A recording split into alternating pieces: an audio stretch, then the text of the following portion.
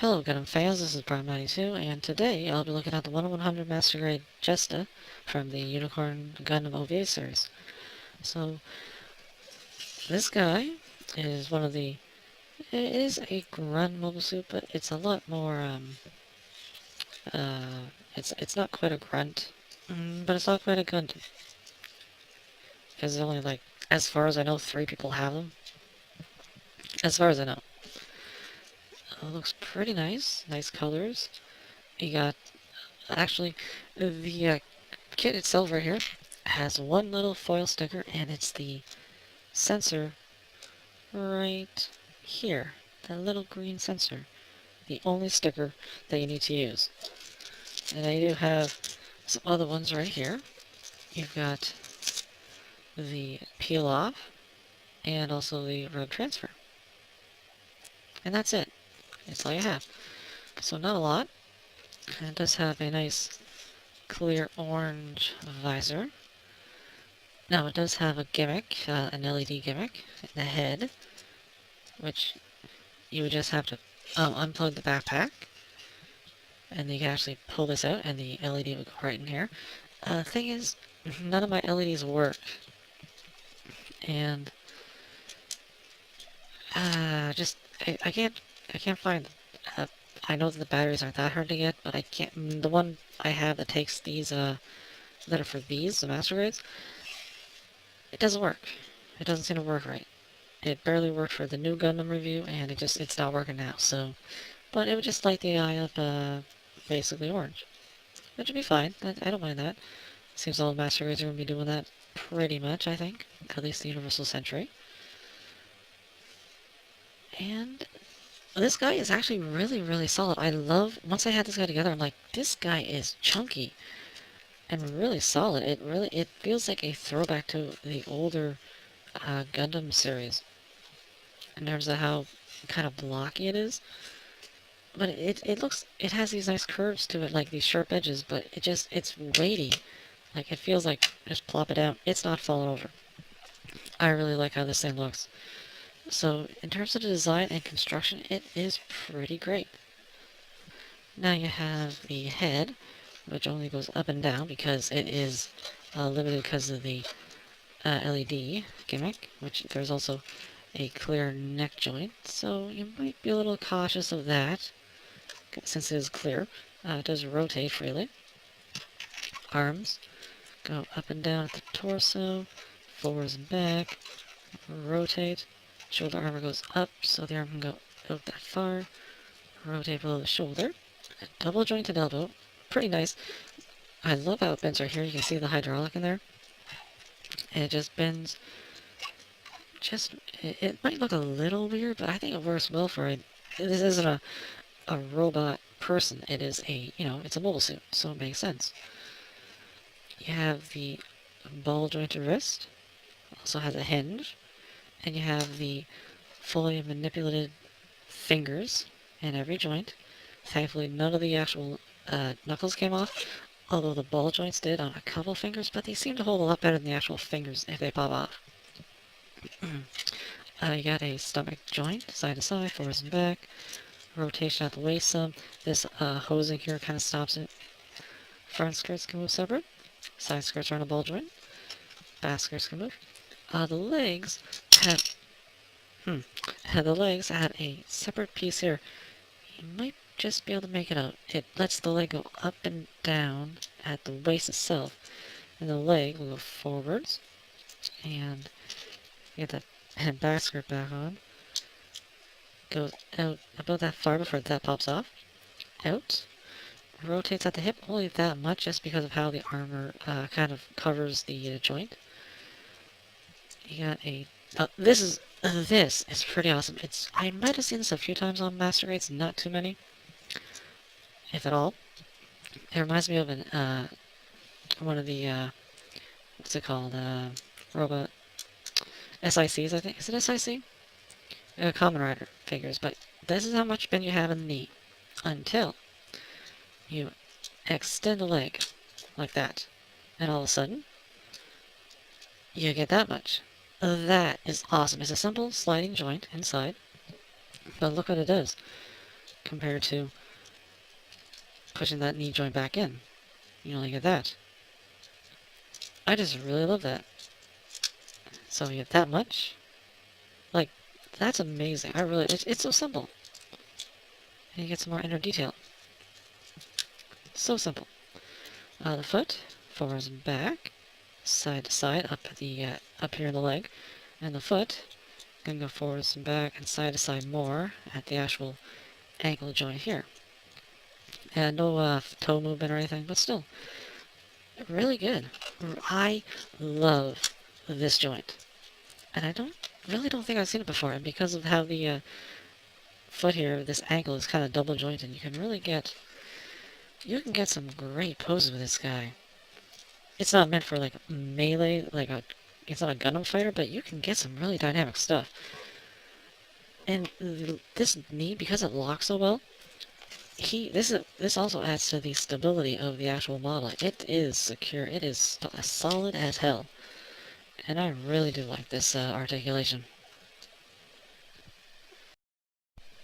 Now, before I forget, it does have an opening cockpit, which also seems to be...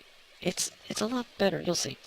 You start by little nubs on the side. You can just kind of get your finger in there and get it out.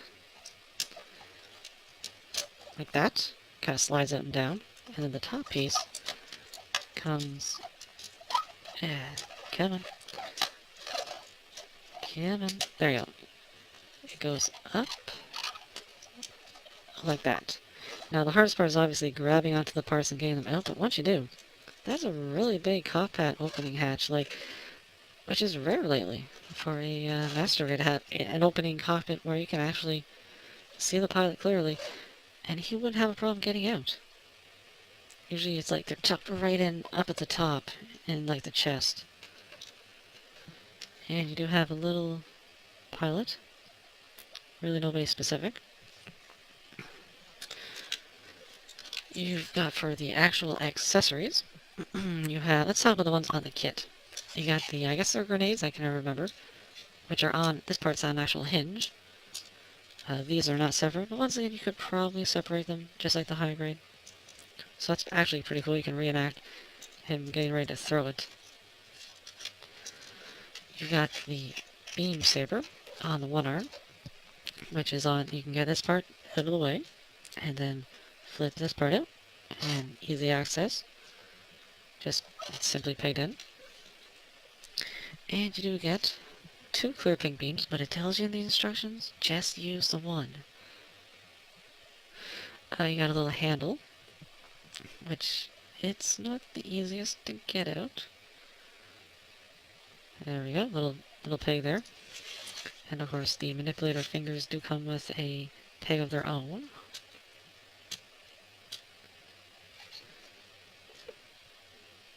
So you can peg the one side into the hand and the peg of the hand into the handle.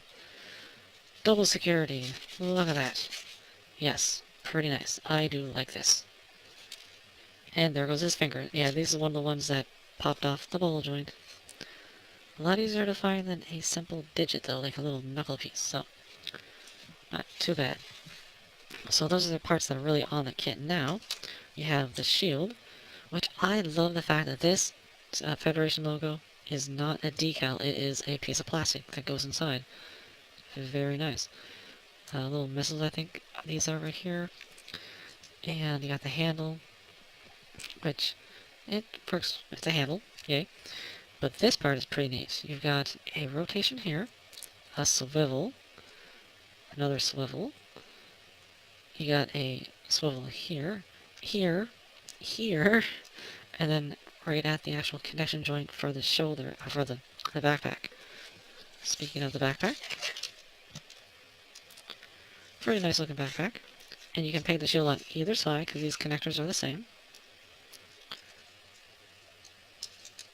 So just plug that in there. And there is the shield. And because of all the... well, it was plugged in. Because of all the extra joints. Oh, why are you not staying plugged? It was staying plugged in 5 before. I swear it was. Okay, fine. Be that way. Why you gotta be like this on camera? Why you gotta be like this?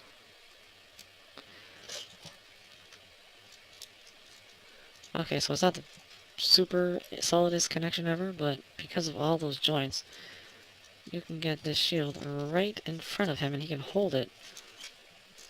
So it can go right, if this part is not popping off, but he can't have it right in front of him, so it's pretty versatile. If you maybe glue that in, I don't know, it was holding fine. But whatever. And there's also a little tooth right on this part here, which will peg into the other, into the other arm, like that. So it's kind of pegged together, keeps it pretty solid. There we go. Okay. And, wow, his fingers look weird. And finally, the beam rifle, which has a clear orange piece here, which I can't get it flush. There's always a little gap up here. Probably have to shave off some excess clear plastic. You have a handle here, which can rotate at 2 points. You got the extra ammo clip, which is removable. Now the cool thing is, you got 3 extra ammo clips right here. Each one is removable, so you can have him look like he's going to switch out the ammo. And that's pretty nice, and they are nice and secure in this arm, although it does have to go a certain way, usually the open side at the top. There we go. So that's pretty neat. Now, the gun, of course, has a little peg, which I can't get this peg all the way into the hole in the handle. I'm not even going to try, because I broke the handle peg on the Smudge's Stein.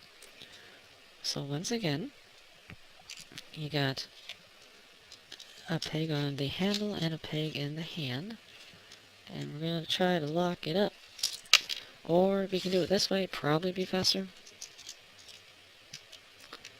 I'm going to lock those pegs together right now. There we go.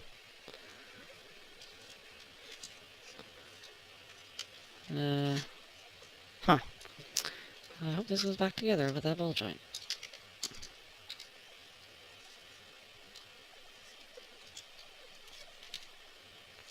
Okay, good. Well, you get the idea. It does connect together, and it's about as solid as the actual beam saber handle.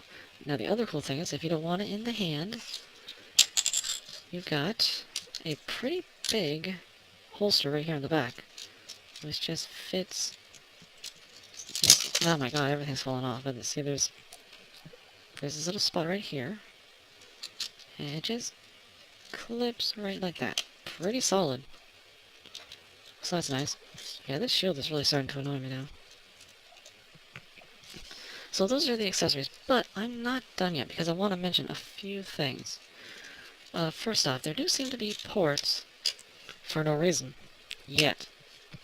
Pretty sure they made this guy with the specific intent of making a Master Grade Jesta Cannon. Why? Well, on the front skirts, there's little ports that open up, if I can get the front skirt out, right here. And the front skirts, if I actually bring it out, front skirts of the Jesta Cannon have extra armor here, which looks like they're just plugged right into the existing armor. So those little holes would probably do a good job. You've got a connection point up here. Okay, fine. Do it your way. You got a connection point on the backpack, which, it's a polycap. It's not needed for anything. You have no reason for this, that I can figure out right now. But it would work well for a cannon setup, perhaps? And there's probably a few more I haven't thought of right now, but yeah, there do seem to be some ports and connections that aren't utilized at this point, so pretty sure we're going to see a Jesta Cannon Master Grade hopefully soon, because this guy was obviously designed with that in mind. So, accessories, pretty good, aside from the shield connector. Doesn't seem to be that solid, and I've only connected it one other time. Super glue can fix that, but it's a little annoying. But everything else is pretty good. Now, let's compare this guy to an old Mobile Zoo Grunt, the GM. Yeah. Uh-huh. And how about a newer one? The Master Grade Brazil. Brazil's a little taller, but I guess that makes sense. So, that is about it for the Master Grade Jesta. One more thing. I just remembered. The beam rifle unplugs everything very, very easily. Probably for all the stuff to make this. Because all of a sudden, that looks a lot easier to put this part on here and the parts on the bottom, doesn't it? And the little extra barrel, yeah. So I'm pretty sure. Jesta Cannon, come our way sometime. But still, the Jesta itself is really awesome. It's super solid. This extra articulation in that knee, that extra extension, I love it. This thing is amazing. More Master Grades with that, please. LED gimmick, meh. I can live without it. It's just there. Accessories, pretty good, aside from the shield not wanting to stay on. Maybe that connection side is better. But, like I said, simple super glue could fix that. But overall, it is a great Master Grade, and it does employ some designs I don't think I've seen before, which I really hope they implement in other Master Grades. So that's about it, and I'll see you at the next review.